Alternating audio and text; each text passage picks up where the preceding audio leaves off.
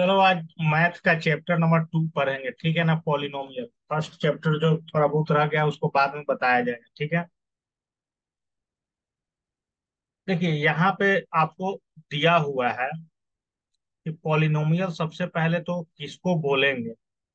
Recall if px is a polynomial in x, the highest power of x in px is called the degree of polynomial। Highest power को क्या बोलेंगे? Degree of polynomial. जैसे कि यहाँ पे एक equation दिया हुआ है 2y² माइनस 3y+4। इसमें y का देखना है कि जो वेरिएबल का सबसे पावर कौन सा ज्यादा है। जैसे यहाँ पे बात करोगे तो y का पावर 2 है, यहाँ पे बात करोगे y का पावर 1, और यहाँ पे अगर अपने मन से y का पावर 0 ऐड कर सकते हैं तो सबसे हाईएस्ट इसमें कौन सा है? 2 है। इसका डिग्री कितना हो जाएगा? डिग्री हो जाएगा 2। ठीक है, समझे ना। डिग्री क्या होता है?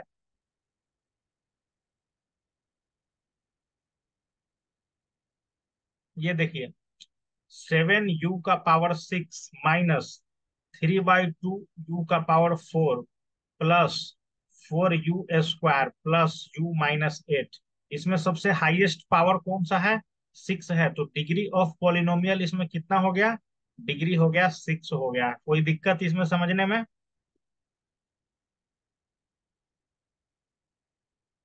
अब देखिए, एक चीज याद रखिए कि कोई भी वेरिएबल अगर दिया हुआ है, वेरिएबल कहने का मतलब क्या, x y a b c d ये सब के फॉर्म में रहता है ना इक्वेशन, तो वो रूट में नहीं हो सकता है। आप ऐसे नहीं लिख सकते हैं कि √x+2। इसको पॉलिनोमियल नहीं माना जाएगा क्योंकि यहाँ पे x का पावर 1/2 आ जा रहा है। तो कभी भी रेशियो के फॉर्म में अंडर रूट ये सब नहीं होता है। जैसे कि यहाँ पे दिया हुआ है दो तीन एग्जाम्पल। ये दूसरा, √x+2 तीसरा। देखो, इस तरह के चीज को पॉलिनोमियल नहीं माना जाएगा। क्यों नहीं माना जाएगा? क्योंकि ये नीचे में चला जा रहा है, ऊपर में करेंगे तो माइनस में चला जाएगा, तो इसको नहीं मानेंगे। इसमें रूट में आ जा रहा है और ये भी माइनस में चला जाएगा। इस तरह के इस चीजों को पॉलिनोमियल नहीं माना जाएगा। समझे ना।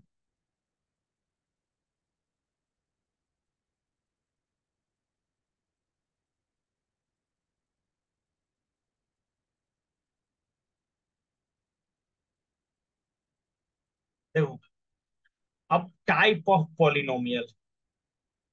तो पहला क्या है? पहला एक इक्वेशन के माध्यम से हम लोग समझते हैं। जैसे 2x-3 लिखे। दूसरा एक इक्वेशन लिखते हैं हम लोग 2x² प्लस 3x-2/3।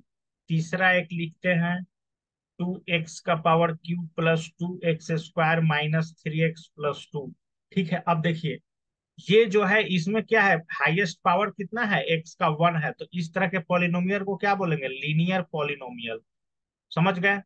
इसमें हाईएस्ट पावर 2 है तो इसको क्या बोलेंगे? Quadratic polynomial. क्वाड्रेटिक पॉलिनोमियल जिसका हाईएस्ट पावर 2, हाईएस्ट पावर 3 है तो इसको क्या बोलेंगे? Cubic polynomial. समझ गए ना। तो थोड़ा बहुत समझ रहे होगे तुम लोग। जैसे कि ये सब इक्वेशन देखोगे, ये वाला, ये वाला, ये वाला, ये वाला, इसमें हाईएस्ट पावर कितना है? सबका 2 है। तो ये सब क्या है? क्वाड्रेटिक पॉलिनोमियल का एग्जाम्पल है जिसका डिग्री कितना है? 2 है। तो समझ में आया लीनियर और क्वाड्रेटिक और क्यूबिक पॉलिनोमियल क्या होता है। उसका डिग्री 1 होगा तो लीनियर पॉलिनोमियल, डिग्री 2 होगा तो क्वाड्रेटिक पॉलिनोमियल, डिग्री 3 होगा तो क्यूबिक पॉलिनोमियल। समझ में आया।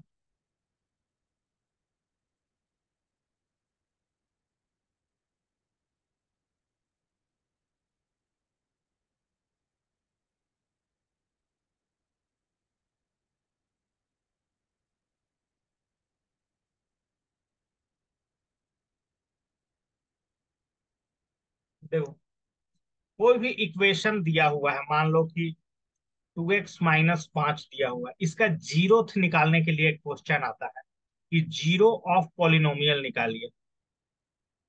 पॉलिनोमियल निकालिए। तो क्या करते हैं ना कि जीरो निकालने के लिए किसी भी इक्वेशन को किसके इक्वल करेंगे? जीरो के इक्वल करेंगे। अब यहाँ से x का वैल्यू कितना आ जाएगा? ये -5 उधर जाएगा तो +5 में चला जाएगा, और ये 2 यहाँ पे मल्टीप्लाई में था तो इधर आएगा तो डिवाइड में। तो यहाँ से एक फॉर्मूला यहाँ आ रहा है कि कोई भी इक्वेशन अगर ए एक्स प्लस बी के फॉर्म में दिया हुआ है, तो इसका जीरो का जो वैल्यू होगा माइनस बी बाई ए होगा, इसका जीरो का वैल्यू। समझे ना? इसका मैथ हम लोग बनाएंगे चैप्टर, तो इसका यूज आएगा। जीरो कैसे निकालते हैं लीनियर पॉलिनोमियल का, एक्चुअल में ये क्वेश्चन था। क्वाड्रेटिक का भी आएगा आगे। ये ग्राफ है अब बनाने के लिए। क्वेश्चन आंसर अब देखते हैं थोड़ा।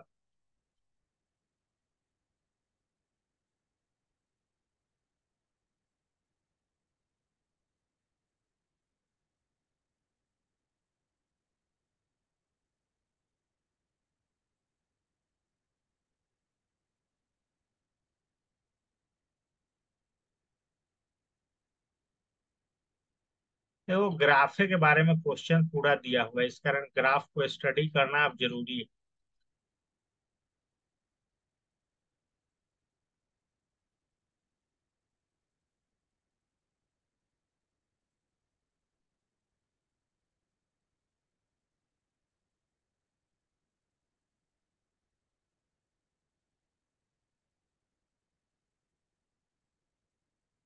देखो कोई भी इक्वेशन का, अगर मान लो कि एक इक्वेशन यहाँ पे लिया गया है,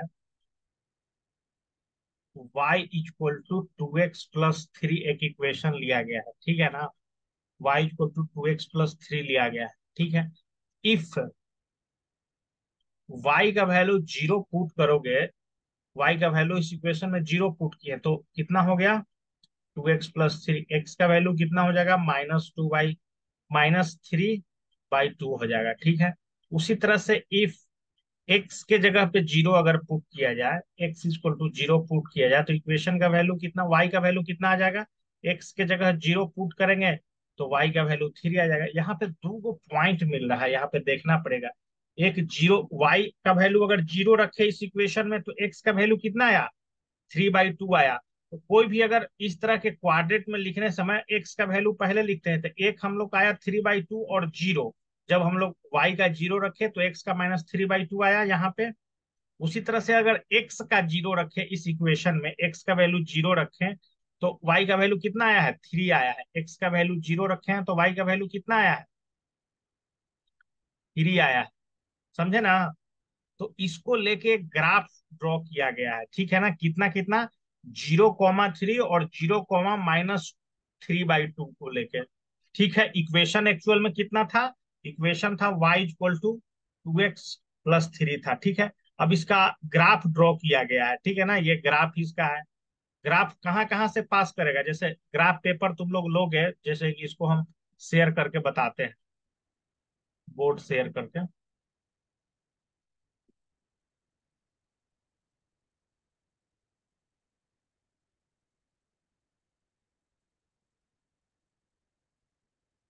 देखिए जैसे कि आया था ना अभी, इक्वेशन क्या था? y equal to two x plus three था, ठीक है ना? इफ हम लोग क्या रखे कि x का वैल्यू जीरो रख दिए, तो y का वैल्यू इस इक्वेशन में x का वैल्यू जीरो रखो, तो two into zero plus three, तो y का वैल्यू कितना आ गया? थ्री आ गया। तो यहाँ से हम लोग को एक पॉइंट क्या मिल गया? इसको कोऑर्डिनेट के फॉर्म में जीरो कॉमा थ्री लिख सकते हैं। उसी तरह से दूसरा केस क्या है? जब हम लोग y का वैल्यू इस इक्वेशन में, अब y का वैल्यू जीरो रखिए, तो y का वैल्यू जीरो रख दिए तो x का वैल्यू कितना मिल जाएगा? टू एक्स प्लस थ्री है, तो x इक्वल टू कितना आ जाएगा? माइनस थ्री बाई टू आ जाएगा। तो यहाँ से एक और कोऑर्डिनेट कितना मिला? माइनस थ्री बाई टू और कॉमा जीरो। कहीं भी कोऑर्डिनेट बनाते समय एक्स का वैल्यू पहले लिखते हैं और वाई का वैल्यू बाद में लिखते हैं, एक्स का वैल्यू पहले और वाई का वैल्यू बाद में। अब हमारे पास दो गो पॉइंट आ गया, कौन कौन? जीरो कॉमा थ्री और minus three by two comma zero, दो गो पॉइंट आ गया ना। अब इसको लेके ग्राफ ड्रॉ करना है हम लोगों को, ठीक है ना? इसको लेके ग्राफ ड्रॉ करना है।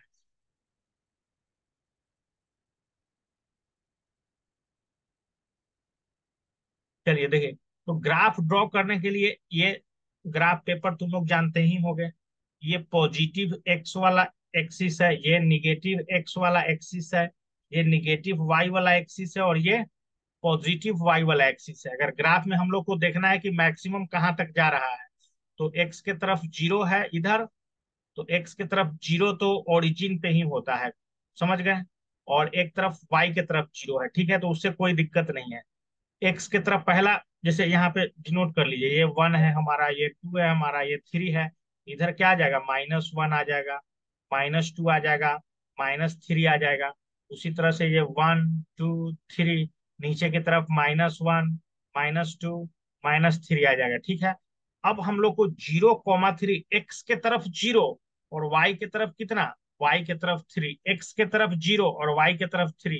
देखो ये वाला पॉइंट, यहाँ से पॉइंट है ना, एक्स के तरफ जीरो और वाई के तरफ थ्री। वाई के तरफ तो इसका हाइट थ्री है, लेकिन एक्स के तरफ जीरो है, ओरिजिन पे है। उसी तरह से दूसरा में एक्स के तरफ minus three by to, minus three by to 1/1.5 के बराबर है, यानी कि तीन और डेढ़ के बराबर होगा ना, डेढ़ के बराबर होगा। तो वन और टू के बीच में जाएगा हमारा, ठीक है, वन और टू। और वाई की तरफ जीरो है इस बार, तो कोई भी चीज अगर जीरो जहां पे रहे ना तो वो ओरिजिन पे ही रहता है, ठीक है।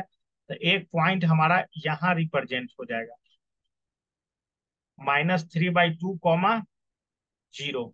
अब क्या करते हैं कि स्केल लेके बढ़िया से इसको ड्रॉ करोगे तो ऐसे मिलाया जाता है, ठीक है ना, इस पॉइंट से होके जाएगा, अच्छा से मिलाओगे तो। और फिर उसको इक्वेशन लिख देते हैं कि y = 2x + 3 का ये ग्राफ था। एक्चुअल में ग्राफ पेपर पर ड्रॉ करोगे तो जैसे हम ऐसे खींचे ना, ये दोनों पॉइंट को मिला के इसको बढ़ाया जाता है। तो कुछ समझ में आया कि नहीं?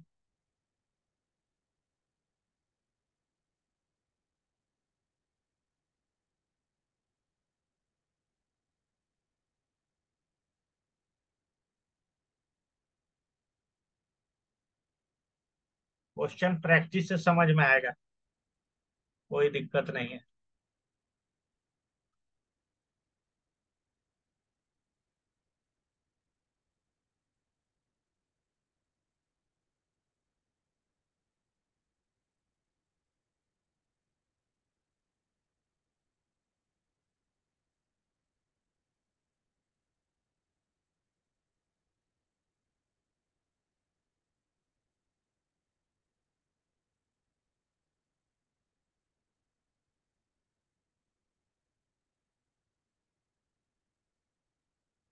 तुम लोग को ग्राफ ड्रॉ करने आता है कि नहीं? मान लो कि हम देंगे कोई पॉइंट, अगर हम लोग देते हैं कि 2,5 को नंबर लाइन पे कैसे रिप्रेजेंट करते थे, तो ये चीज तुम लोग कर पाओगे कि नहीं कर पाओगे, कि 2,5 को कैसे रिप्रेजेंट करना है, 3, -2 को कहाँ रिप्रेजेंट करना है, -2,5 को कहाँ रिप्रेजेंट करना है, ये कर पाओगे कि नहीं कर पाओगे?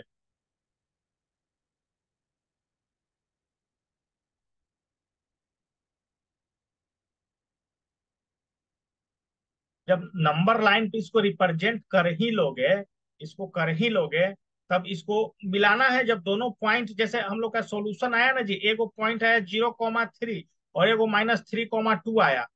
तो देख रहे हो ना, यहाँ पे रखा ना, -3,2 को, एक और दो के बीच में माइनस में था एक्स का वैल्यू, तो यहाँ पे लिया है उस पॉइंट को। और एक 0,3 था, ये दोनों को स्केल रख के आगे की तरफ बढ़ाया है।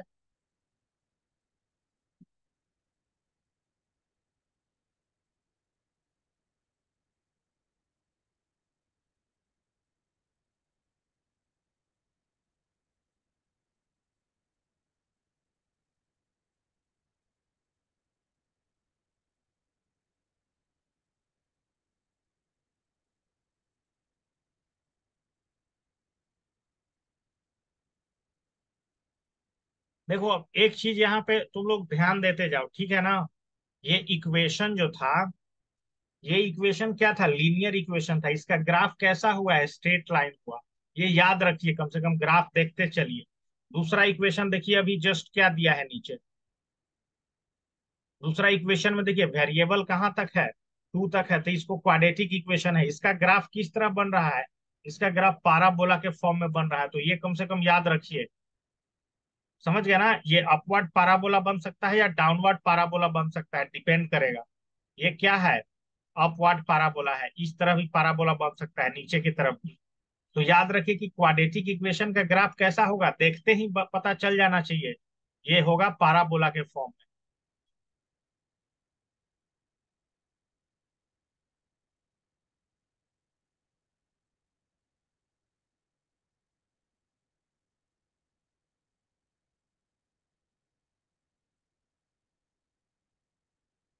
देखो यहाँ पे बहुत बढ़िया चीज दिया हुआ है। ये क्या है? क्वाड्रेटिक इक्वेशन है। कोई भी क्वाड्रेटिक इक्वेशन का X square plus B X plus C के फॉर्म में ही कोई चीज लिखा रहे तो इसका क्या है, हाईएस्ट पावर टू है, तो ये क्वाड्रेटिक इक्वेशन है। इसका कभी भी दो गो जीरो आएगा। कैसे? लीनियर इक्वेशन में ओनली वन सॉल्यूशन होता है, वन जीरो आता है। इसमें टू जीरो आएगा, मतलब इसका दो गो आंसर आएगा। ठीक है ना? तो दो गो आंसर आएगा तो दोनों का ग्राफ भी अलग अलग होगा। एक इस तरह देखिए खींचा गया है, एक इस तरह खींचा गया है। तो ये सब आप लोग याद रखिए या बनाते चलिए।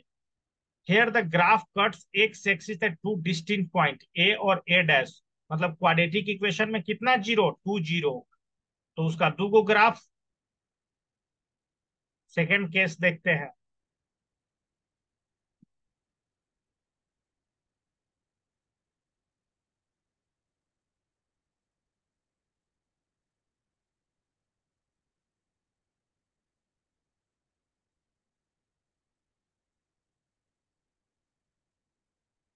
देखो अगर ग्राफ इस तरह का दिया रहे, अगर नीचे से भी ग्राफ मिलने पे ए पॉइंट पे ही कट हो रहा है और ऊपर की तरफ पाराबोला करने पे भी ए पॉइंट पे कट हो रहा है, तो ओनली वन सॉल्यूशन इसका होगा, ओनली वन सॉल्यूशन।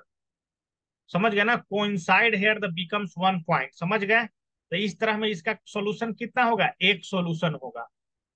तो ग्राफ देख के हम लोग बहुत कुछ बता सकते हैं। देखिए,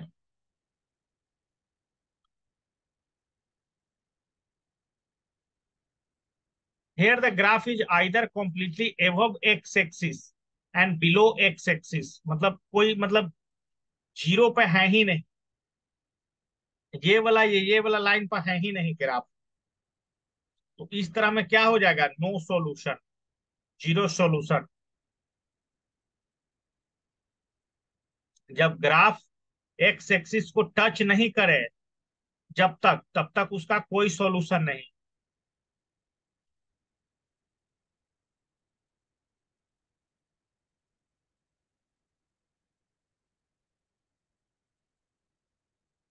देखो, तो अभी हम लोग ऊपर में लीनियर इक्वेशन का चर्चा कर लिए जिसका स्ट्रेट लाइन ग्राफ था। दूसरा क्वाड्रेटिक इक्वेशन का चर्चा कर लिया जिसका पाराबोला के फॉर्म में ग्राफ था। अब देखिए ये क्यूबिक इक्वेशन का बात आ गया। y इक्वल टू एक्स का power Q minus four x, है ना? क्यूबिक इक्वेशन आ गया। अब इसका ग्राफ देखिए किस तरह का होगा।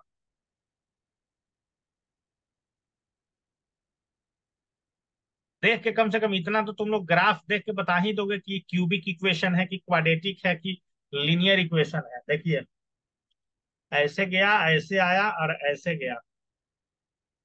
ठीक है ना? तो एक्चुअल में क्यूबिक कहने का मतलब क्या है कि इसका देखो, ये तीन बार कट मार रहा है यहाँ पे, मिनिमम तीन बार कट मार रहा है।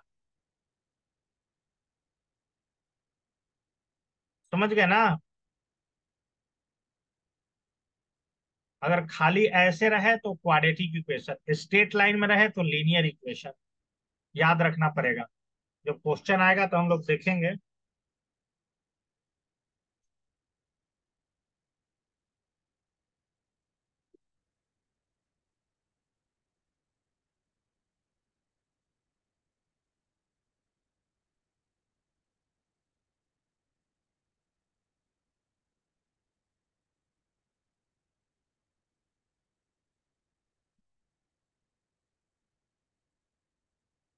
देखो ये दो देखिए, अगर y इक्वल टू खाली एक्स क्यू दिया रहे तो उसका ग्राफ देखिए कैसे होगा।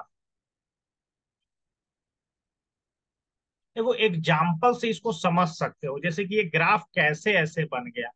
ठीक है ना? ये कैसे बन गया तो इसको समझ सकते हो। y इक्वल टू क्या दिया हुआ है? एक्स क्यू दिया हुआ है। y का वैल्यू पुट करो तो y का वैल्यू पहले वन रखो। y का वैल्यू अगर वन रखोगे तो x का वैल्यू कितना मिलेगा? इस इक्वेशन में y का वैल्यू वन रखोगे तो x का वैल्यू भी वन मिलेगा। कोई दिक्कत नहीं। y का वैल्यू इस इक्वेशन में टू रखो तो x का वैल्यू कितना मिलेगा? एट मिलेगा। y का वैल्यू टू रखेंगे तो कितना मिलेगा? नहीं नहीं, ये उल्टा हो गया।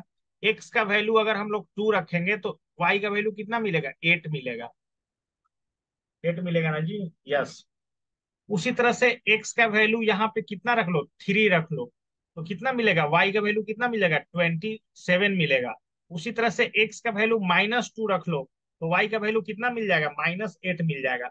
अब इसी चीज को यहाँ कोऑर्डिनेट क्या हुआ, यहाँ 1,1 कोऑर्डिनेट हुआ, यहाँ 2,8 कोऑर्डिनेट हुआ, यहाँ 3,27 कोऑर्डिनेट हुआ, यहाँ -2, -8 कोऑर्डिनेट हुआ। इसी को सजाया है यहाँ पे, नंबर लाइन पे सजा के और ग्राफ ड्रॉ किया है। एक्सप्लेन नहीं कर रहे हैं इसका मतलब ये नहीं है कि ये ग्राफ प्रूव नहीं हो सकता है, टोटल ग्राफ प्रूवन है। तो ये ग्राफ समझ में आया कि नहीं, कि ये लाइन कहाँ से आया। ग्राफ को इजी बनाया गया है, देखिए ग्राफ को देखते ही पता चल जा रहा है कि पहले ये इक्वेशन क्या था, y = x की इक्वेशन था। पहले क्या किया है, x का वैल्यू पहले 1 रखा है तो y का वैल्यू 1 आ गया है। x का वैल्यू फिर क्या किया, इसी को साइन को पलट के रख दिया है, -1 रख दिया है तो y का वैल्यू भी -1 आ गया है। x का वैल्यू अगला बार 2 रख दिया है तो y का वैल्यू 8 आ गया है। x का वैल्यू -2 रख दिया है तो y का वैल्यू -8 आ गया है। समझ गए ना, 1 1 -1 -1 -2 -8, 2,8। और सबको क्या किया है, एक लाइन से मिला दिया है। पहले इसको ऐसे ले आन के ऐसे ऐसे मिला दिया है। ये जो ग्राफ दिख रहा है यहाँ, ये इसका है, y = x³ - x² का ग्राफ है।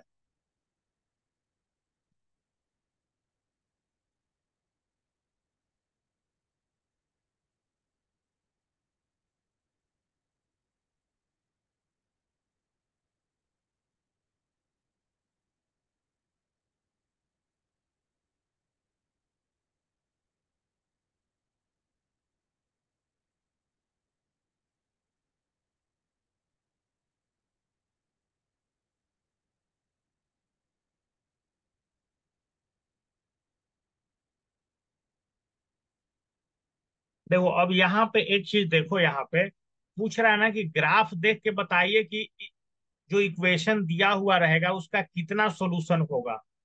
ठीक है ना।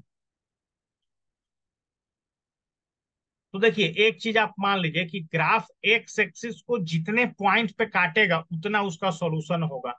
जैसे कि ये वाला देखो, ये वाला को ग्राफ एक्स एक्सिस पे तो एक ही बार काट रहा है भाई, है ना, सिर्फ यहीं पे ना काट रहा है एक्स एक्सिस को, तो एक सॉल्यूशन।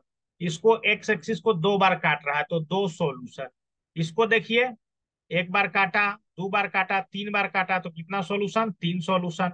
अभी हम लोग पढ़वे किए थे, समझे ना। यहाँ पे देख लो एक सॉल्यूशन, यहाँ पे भी एक सॉल्यूशन, यहाँ पे 1 2 3 4 सॉल्यूशन।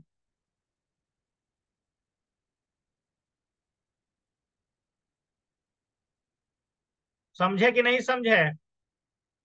ग्राफ देख के बता सकते हो कि नहीं कि कोई इक्वेशन का कितना सॉल्यूशन हो सकता है। इस तरह का अगर ग्राफ दिया हुआ है तो 2 सॉल्यूशन इसका कैसे होगा, इसका 3 कैसे होगा, इसका 1 कैसे होगा, इसका 1 कैसे होगा, इसका 4 कैसे होगा, इसका 1 कैसे होगा, क्योंकि एक्स एक्सिस पे देखना है कि वो ग्राफ कितना बार गया है, कट किया है। अगर एक्स एक्सिस को 1 बार काटेगा तो 1 सॉल्यूशन, 2 बार काटेगा तो 2 सॉल्यूशन, 3 बार काटेगा तो 3 सॉल्यूशन। 1 सॉल्यूशन वाले को लीनियर इक्वेशन बोलते हैं, 2 सॉल्यूशन वाले को क्वाड्रेटिक इक्वेशन बोलते हैं, 3 सॉल्यूशन वाले को क्यूबिक इक्वेशन बोलते हैं। कुछ कुछ समझ में आ रहा है भाई।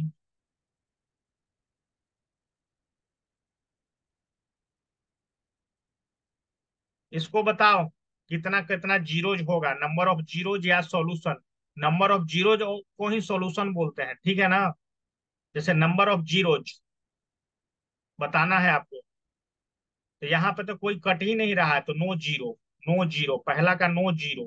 दूसरा कितना बार एक्स एक्सिस कट रहा है, 1 बार तो 1 जीरो। ये कितना बार, 1 बार, 2 बार, 3 बार तो 3 जीरो। ये कितना बार, 2 बार, 2 जीरो। 1 बार, 2 बार, 3 बार, 4 बार तो 4 जीरो। 1 बार, 2 बार, 3 बार तो 3 जीरो। समझ में आया कि नहीं समझ में आया कुछ, बताओ जल्दी, पूरा 2.1 एक्सरसाइज।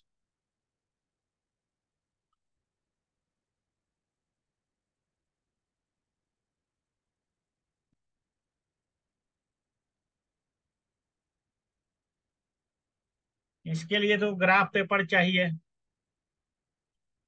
क्योंकि ये तो देखो मारो देखो, जब हम लोग नहीं पढ़े हुए थे तो ये कितना टफ लग रहा था। ये क्वेश्चन हम ही से नहीं बनता। पूरा इसका थ्योरी अगर डिटेल में नहीं पढ़ते तो क्या पूछ रहा है ये बन में नहीं करता। नंबर ऑफ जीरोज कैसे निकालते, यहाँ पे नो जीरोज, यहाँ पे वन जीरो, यहाँ पे एक दो तीन जीरो, यहाँ पे टू जीरो, यहाँ पे चार जीरोज, यहाँ पे एक दो तीन जीरोज। तो ये अभी हम लोग पढ़े तब ना समझ में आया कॉन्सेप्ट, कि ग्राफ देख के आप बता सकते हो। ग्राफ देख के और क्या क्या बता सकते हैं, देखिए। जैसे कि ये वाला ग्राफ है तो क्वाड्रेटिक इक्वेशन का होगा, ये वाला है तो क्यूबिक इक्वेशन का होगा। ये किसका ग्राफ है, कोई पूछेगा कि ये किसका ग्राफ है।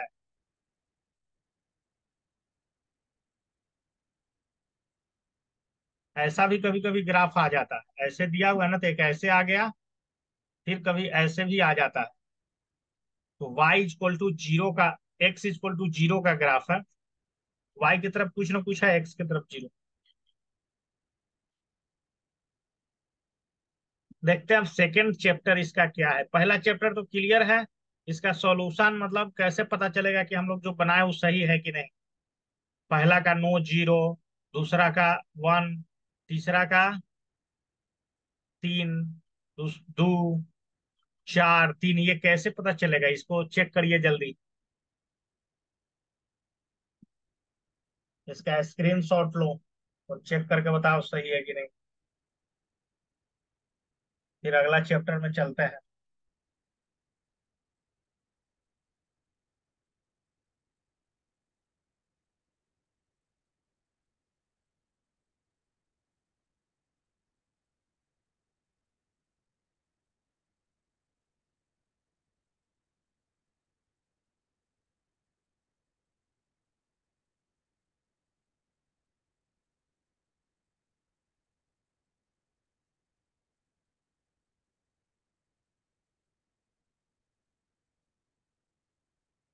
चेक करके बताइए सही है कि नहीं, कोई लेकिन सॉल्यूशन डाउनलोड करो।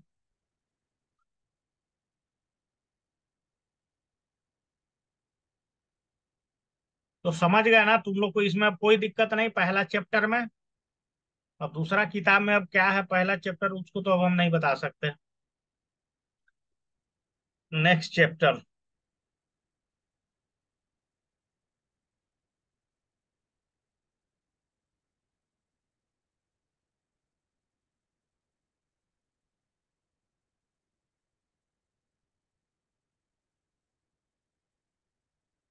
देखिए, अब यहाँ पे फॉर्मूला दिया हुआ है।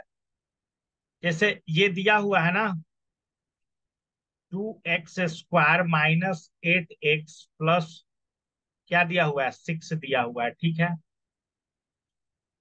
मान लो कि फैक्टर निकालना तुम लोग जानते हो कि नहीं जानते हो, फैक्टर निकालना। इसका देखिए, पहले फैक्टर निकाल के इसका जीरोज निकालिए, ठीक है ना। तो देखिए, इसको 2x² को 2x² छोड़ दीजिए। अब ये क्या है, 8 है, ठीक है ना, 8 है।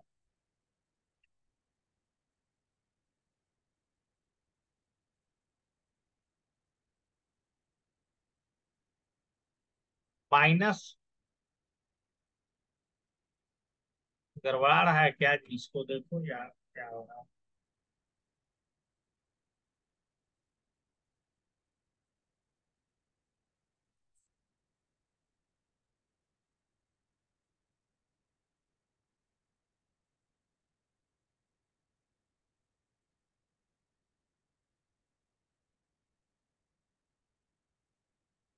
x-1 और x-3 दोनों को मल्टीप्लाई कीजिए तो ये कितना हो गया, x² हो गया। यार वही तो, कहाँ गड़बड़ा दिया है।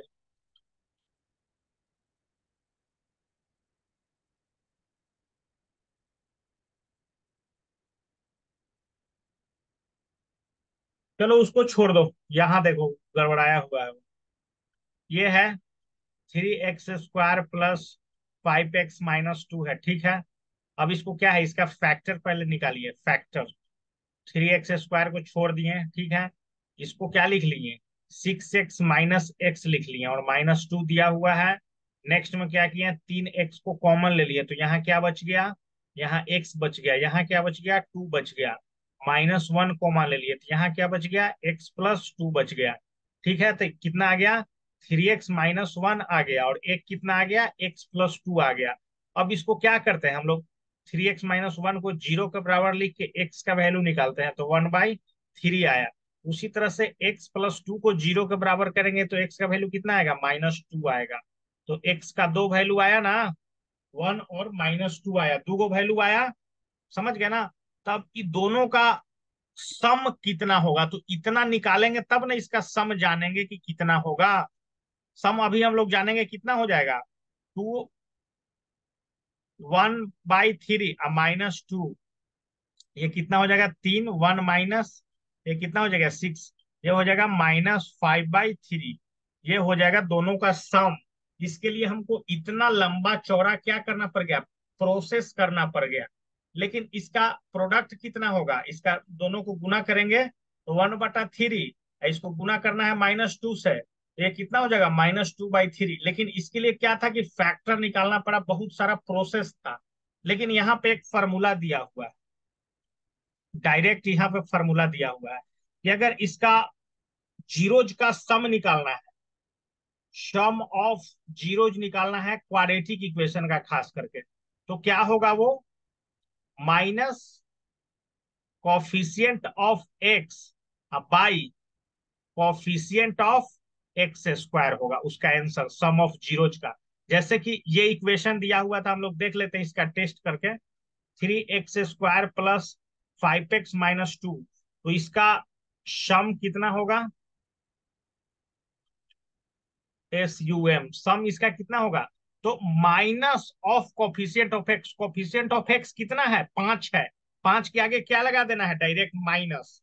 और फिर कोफिशिएंट ऑफ x² कितना है, 3 है, इसको कोफिशिएंट बोलते हैं 3। तो देखिए यहां से डायरेक्ट बिना हम लोग फैक्टर निकाले इसका जीरोज को सम निकालिए, यही आया था ना, हम फैक्टर भी निकाले थे। तो उसी तरह से इसका प्रोडक्ट निकालना होगा, मल्टीप्लीकेशन।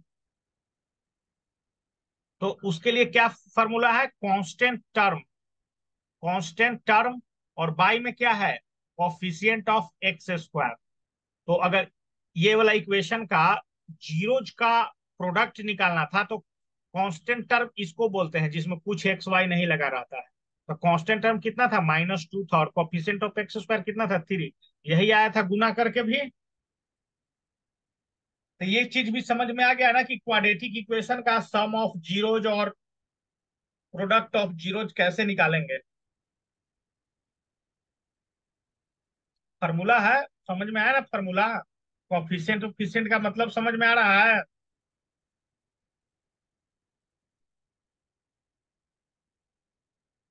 इसका फार्मूला लिख सकते हो भाई, यहाँ से फार्मूला लिख सकते हो, प्रोडक्ट का यहाँ दिया हुआ है, जीरो यहाँ दिया हुआ है, सम का। चलिए आगे बढ़ते हैं हम। चलो अब देख लो, यहाँ पे देखिए, और उसको सिंप्लीफाई कर दिया, फार्मूला को क्या कर दिया, सिंप्लीफाई कर दिया। कैसे सिंप्लीफाई कर दिया, देख लो कैसे सिंप्लीफाई कर दिया। मान लो कि कोई इक्वेशन लिखा हुआ है, ax² plus bx plus c के फॉर्म में लिखा हुआ है, ठीक है ना। तो इसका जो जीरो आएगा, जीरो, उसका नाम हम ले लेते हैं कि अल्फा और बीटा, दो गो इसका सॉल्यूशन है, अल्फा और बीटा। तो अल्फा प्लस बीटा यानी कि सम जो आएगा वो -b/a आएगा, ए और बी समझ रहे हो ना। और अल्फा इंटू बीटा कितना आएगा, c/a आएगा। तो बहुत बढ़िया फॉर्मूला दिया हुआ है, ये इक्वेशन का फॉर्म दिया हुआ है, और उसका जीरोज को अल्फा बीटा मान लिया। तो सम ऑफ जीरोज कितना हो गया, -b/a, प्रोडक्ट ऑफ जीरोज कितना हो गया, c/a।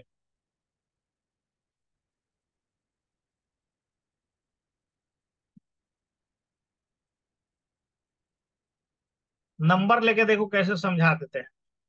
देखो जैसे कि फॉर्मूला क्या था, main formula x² plus bx plus c था, एक नंबर ले ले तो 3x² -2x+4 ले लेते हैं, ठीक है। अब alpha plus beta, alpha plus beta कितना है, -b/a था, माइनस बी के जगह पे यहाँ पे कितना है, -2 है, तो माइनस और -2 बाई ए के जगह पे कितना है, 3। इसका कितना हो जाएगा, माइनस माइनस हो गया प्लस, ये 3/2 आ गया, अल्फा प्लस बीटा कितना आ गया, 3/2 आ गया। अल्फा इंटू बीटा कितना होता है, C/A होता है। सी के जगह पे कितना है, 4 है। ए के जगह पे कितना है, 3 है। तो 4/3 आ गया अल्फा इंटू बीटा। समझ में आया कि नहीं समझ में आया?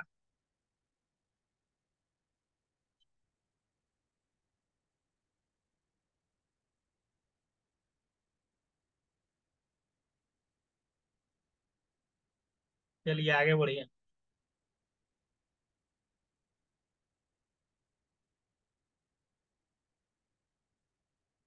देखो ये सब कुछ क्वेश्चन है जो घर से बना के, पहले इसका फैक्टर निकाल के इसका जीरोज निकालना है, जैसे फैक्टर हम निकाले थे, समझ गए। जीरोज निकाल के और फिर सम ऑफ जीरो और प्रोडक्ट ऑफ जीरो को वेरीफाई करना है, समझ गए ना। पहले तुमको इसका सॉल्यूशन निकाल के और जोड़ के देखना है, और फिर इस फॉर्मूला से, समझ गए ना।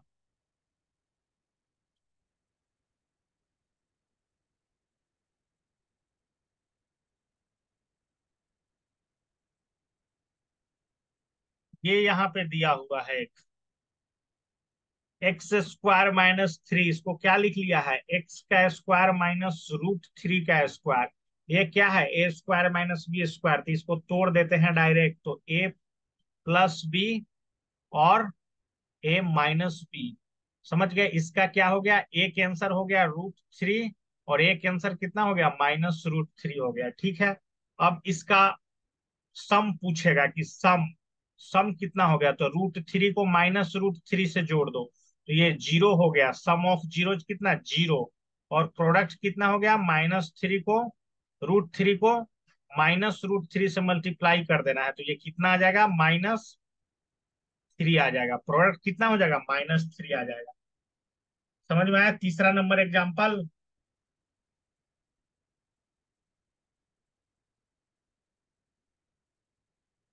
तो इस एक्सरसाइज में कुछ क्वेश्चन होगा जो तुम लोग बना सकते हो, हमको जहां तक लगता है।